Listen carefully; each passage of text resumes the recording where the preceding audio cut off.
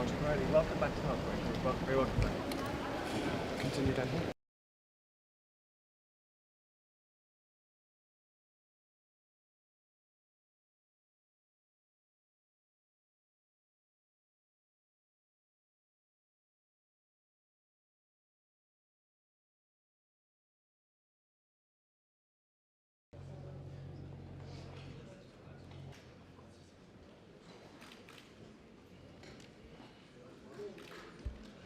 Dear colleagues, we will now move to our first agenda item, addressed by the Minister of Foreign Affairs of Armenia, His Excellency Mr. Ararat Mirzoyan. With this, I give the floor to His Excellency Mirzoyan. Excellency, you have the floor.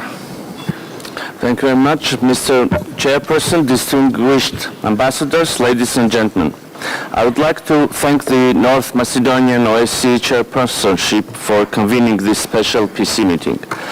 This is already the second time that I'm addressing this distinguished body during this year, and it's the second time I'm here to speak about the humanitarian situation in Nagorno-Karabakh caused by the illegal blockade of the Lachin corridor by Azerbaijan. I would like to bring to your attention the events that happened since my last address at the special PC. On February 22, the International Court of Justice issued a legally binding order against Azerbaijan to take all necessary measures to ensure unimpeded movement of persons, vehicles and cargo along the Lachin corridor in both directions. In stark contrast to this order, on April, Azerbaijan illegally installed a checkpoint on the Lachin corridor, claiming that hereby it implements the order of the court. On June 15, Azerbaijan went further, fully blocking the corridor by banning any access to Nagorno-Karabakh, even humanitarian, including of the International Committee of Red Cross. On July 6, the ICJ issued another order, reconfirming its previous ruling and reaffirming Azerbaijan's international legal obligation to take all necessary measures at its disposal to ensure unimpeded movement of persons, vehicles and cargo along the Lachin corridor in both directions, and therefore to immediately cease the operation of its checkpoint, as it unquestionably impedes the rights of Armenians living in Nagorno-Karabakh, constituting a discrimination under the Convention of the Elimination of All Forms of Racial Discrimination. Dear colleagues, as I speak today, the Lachin corridor, the only road connecting Nagorno-Karabakh with the rest of the world, remains effectively blocked by Azerbaijan. After more than 7 months of its illegal blockade, the situation on the ground is rapidly deteriorating. I know that our delegation in the OSCE regularly updates the Permanent Council of the situation on the ground. Therefore, I will not go into much details, but rather would recap the main points. From the humanitarian perspective, the most pressing are the energy and food security issues, as well as disruption of proper functioning of the healthcare system. I would like to present to you some facts and figures that will help to have a better understanding of the situation on the ground. In relation to the energy security, since January 9, 2023, Azerbaijan has disrupted the supply of electricity through the sole high-voltage line between Armenia and Nagorno-Karabakh. There have been daily 6-hour power outages, almost 50% decrease in electricity consumption, and depletion of local electricity production and supply systems. Starting from December 13, 2023, Azerbaijan periodically and since March 21 almost continuously has been interrupting the only gas supply from Armenia to Nagorno-Karabakh, thereby deepening the energy and humanitarian crisis. Due to the diminishing availability of fuel and other essential resources and full interruption of supplies from Armenia, almost all agricultural work as well as functioning of other sectors of the economy has halted. Furthermore, the transport system is also paralyzed, with public transportation, including the inter-community one, to stop functioning in the coming days, while private transportation has come to a standstill long ago. Due to the acute lack of fuel, the internal public transportation of the capital city of Stepanakert functions only with 2 buses serving over 60,000 people. In relation to food security, the suspension of all humanitarian supplies since June 15, coupled with the gradual utilization of limited domestic stocks, has resulted in an acute food shortage and closures of shops. Prior to the blockade, around 90% of all consumed food was imported from Armenia. And with every passing day, the people of Nagorno-Karabakh don't receive 400 tons of essential goods. Furthermore, by using force and the threat of force, Azerbaijan continues to obstruct agricultural activities on approximately 10,000 hectares of land adjacent to the contact line, which constitutes a significant portion of the total cultivated land. As a result, today the people of Nagorno-Karabakh are on the verge of hunger and starvation. The illegal blockade resulted in violation of other fundamental rights of the people of Nagorno-Karabakh, including the right to health care, as due to the lack of fuel, the work of the healthcare system is also affected, being often unable to organize even emergency transportation of patients to local hospitals. Daily power outages and fuel shortages have severely impacted the operation of medical equipment, leading to the decrease in the volume and quality of healthcare services. The growing shortage of medications and medical supplies, coupled with the ban on transporting medical patients to Armenia, poses an increasing threat to people's lives and well-being. Due to the lack of essential food and vitamins, approximately 2,000 pregnant women, around 30,000 children, 20,000 older persons and 9,000 persons with disabilities are struggling to survive under conditions of malnutrition. People with chronic diseases, including 4,687 individuals with diabetes and 8,450 individuals with circulatory diseases, are left almost without any medicine needed. The shelves of pharmacies are completely empty, unable to provide even first aid medicine. Last but not least, the social and educational rights are also violated due to the disruption of the functioning of educational institutions and social services as a result of the blockade. In light of this humanitarian catastrophe, we cannot remain silent and indifferent, but should act decisively and without delay to prevent the looming tragedy. We should clearly state and place on record that these actions, regardless of the fact by whom they are carried out, constitute a blatant violation of international humanitarian law and a breach of the Geneva Conventions and the Fourth Geneva Convention in particular. It is incontestable obligation of the states to ensure, and I quote, the free passage of all consignment of essential foodstuffs, clothing and tonics intended for children under 15, expectant mothers and maternity cases, and allow the free passage of all consignment of medical and hospital stores intended only for civilians. End of quote. These deliberate actions of Azerbaijan cannot be called otherwise than illegal and inhuman. They not only violate basic human rights and dignity of the people, but also intend to create unbearable conditions for living and aim to ethnically cleanse Nagorno-Karabakh. Mr. Chairperson, I would like to now turn to the political and security dimension, and would like to reiterate that Armenian side is committed to continue its efforts for normalization of relations and opening a new era of peace in our region. Taking this opportunity, I would like to highlight the importance of the negotiations mediated and facilitated by our partners.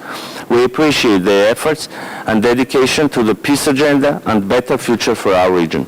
We are convinced that durable peace in the region is possible, and it's possible if the sides show utmost willingness to address the root causes of the conflict. In this regard, the issue of rights and security of the Armenian population of Nagorno-Karabakh is a key. As stated recently by the Prime Minister of the Republic of Armenia, we are ready to recognize Azerbaijan's 86,600 square kilometers, which includes Nagorno-Karabakh, however, with the understanding that the issue of the rights and security of the Armenians of Nagorno-Karabakh must be discussed within a framework of an international mechanism through Stepanakert-Baku dialogue. The respect of territorial integrity of Azerbaijan should not and could not be anyhow misinterpreted and used as a license for ethnic cleansings in Nagorno-Karabakh.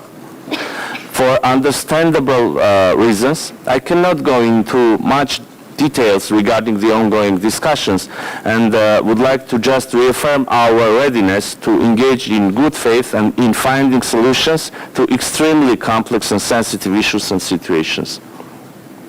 One of the most important issues in these negotiations relates to the mutual recognition of the existing interstate borders.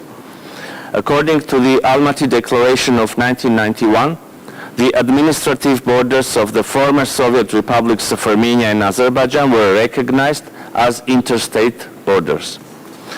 Armenia advocates having a clear borderline to avoid any future territorial claims and exclude the possibility of use of force for materializing those claims.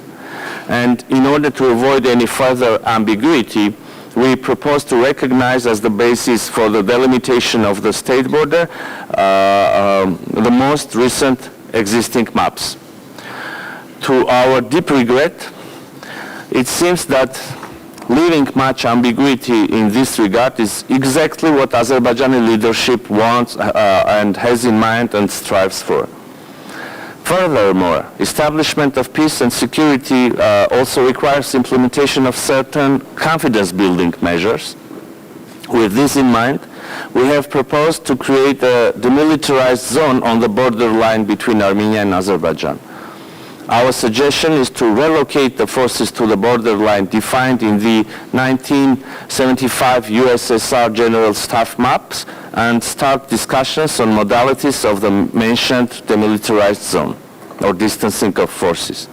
Unfortunately, the Azerbaijani side is still hesitant to engage in these discussions, and the proposal of the Armenian side on mechanisms which was provided to Azerbaijan in written form more than a year ago has not been even considered. Another issue of the negotiations agenda is related to unblocking of regional transport and economic links.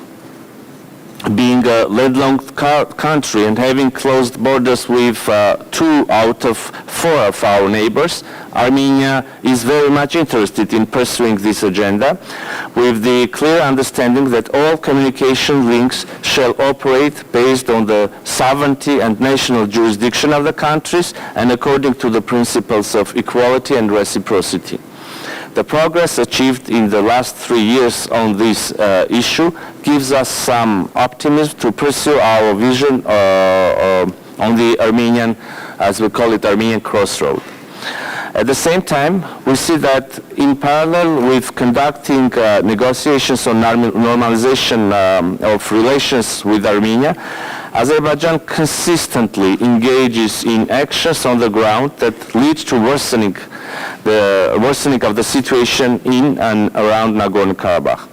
In his speech of May 28, President of Azerbaijan Ilham Aliyev himself publicly confessed his real intentions and reluctance to properly address the issue of guarantees of rights and security of the people of Nagorno-Karabakh. I would just refer to some messages from his speech, and I quote, "The border checkpoint established on the border on April 23 should be a lesson for Armenians living in the Karabakh region today. We are about to take the last step in our plans, and that step will be taken. I have no doubt about that. I'm telling them again from here, from the land of Lachin, which they had been exploiting for many years and were engaged in illegal settlement, that their book is closed. My representative went and held the first meeting with them. And then we invited them to Baku to talk. They refused to do that. After that, we invited them to Baku for the second time, representatives of the Armenian minority living in Karabakh. They refused that too. There will be no third invitation. Either they will bend their necks and count themselves, or things will develop differently now. End of quote. These statements, along with the failure by Azerbaijan under various false arguments to implement the legally binding decision of the ICJ and violation of its commitments under the November 9 and 2020 trilateral statement, are revealing and clearly illustrate the real mindset of the Azerbaijani leadership and their stance regarding the issues related to and resulting from the Nagorno-Karabakh conflict. The statements and actions of Azerbaijan equally reveal the lack of adherence to the international law and calls of the international community. Mr. Chairperson, I would like to now turn to the issue of Armenian prisoners of war and other captives that are still kept in Azerbaijan in captivity 3 years after the 44-day war. Azerbaijan refuses to return all the Armenian prisoners of war and civilian captives. According to the data confirmed by Azerbaijan, 33 people, including 3 civilians, are still kept hostage in Baku.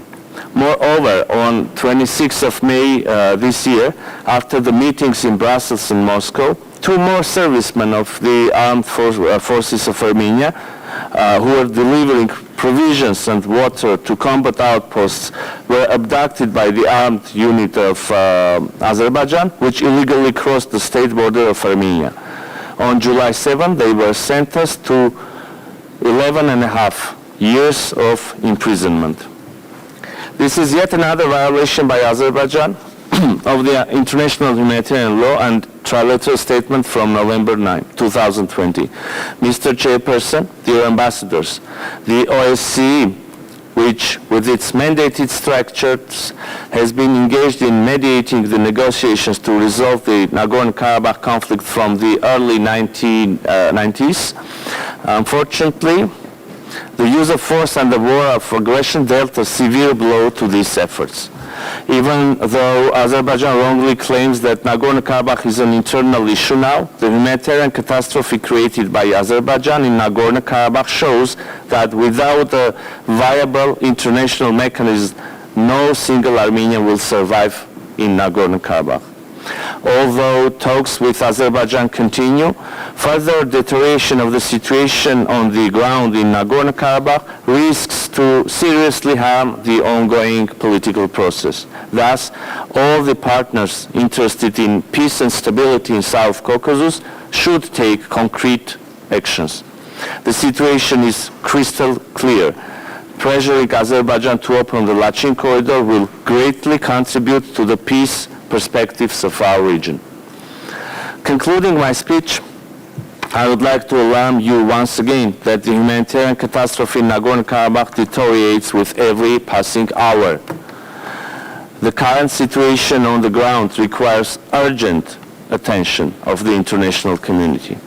Needs assessment mission to Nagorno-Karabakh by relevant international organizations and humanitarian assistance to the affected population is of utmost importance. Armenia expects the Azerbaijani side to restore freedom and security of movement of persons, vehicles and cargo in line with the previously reached agreements through the Lachin corridor, to implement the order of the International Court of Justice issued on 22nd of February 2023 and reconfirmed on 7th of July 2023, to provide humanitarian access to Nagorno-Karabakh and cooperate with relevant international organizations, particularly with the United Nations agencies, to resolve any outstanding issues related to or resulting from Nagorno-Karabakh conflict exclusively through peaceful means.